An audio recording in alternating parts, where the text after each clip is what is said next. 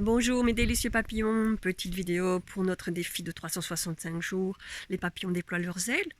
Alors aujourd'hui, je me pose. Aujourd'hui, je voulais vous poser une petite question. En fait, qu'est-ce qui... Alors, je cherche comment poser cette question dans la justesse.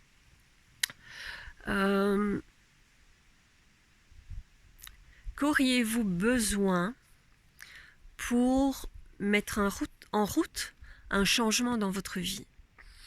Qu'est-ce que qu'est-ce que vous avez besoin? Quel est le déclencheur pour mettre en route un changement dans votre vie? Alors, est-ce un accident, une maladie, un accident physique, casser quelque chose, casser un bras, casser un pied, mal de dos? Qu'est-ce que ça peut être encore? Un décès de quelqu'un de proche, ou d'une amie, ou d'une connaissance?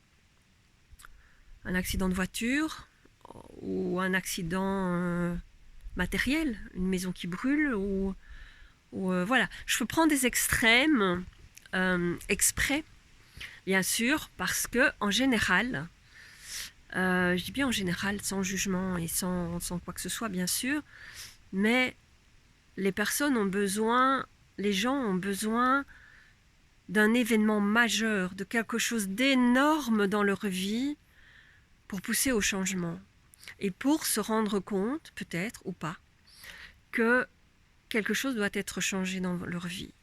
Ou simplement le fait de cet accident extrême ou de cet événement extrême pousse au changement, mais sans prendre conscience du changement nécessaire. Mais voilà, la maison qui brûle, forcément on va devoir déménager, ou on va devoir reconstruire, ou on va devoir faire les choses autrement. On a un accident, on est bloqué, on a le pied cassé, on ne peut pas marcher, forcément on est obligé de rester sur place et de faire d'autres choses différemment. Donc, alors, j'ai toute une période de ma vie, je prenais et disais qu'on n'avait pas besoin de se faire du mal ou d'attendre d'avoir du mal pour évoluer ou changer. Mais en final, je m'aperçois que l'être humain est fait comme ça, qu'on a besoin de temps en temps un coup de pied au cul, pardon pour le gros mot, mais on a besoin de ça pour avancer. On a besoin d'être bousculé, d'être confronté à des choses difficiles pour réagir et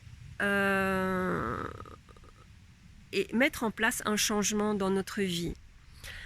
Alors pourquoi attendre? Je repose la question et je demande, est-ce que vous avez besoin d'attendre que quelque chose de malheureux se passe dans votre vie pour mettre en place un changement?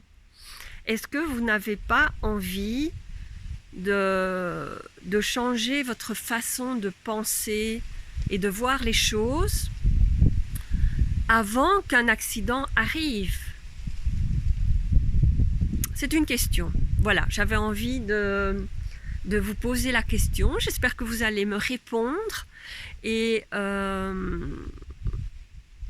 j'ai envie d'avoir votre avis là-dessus.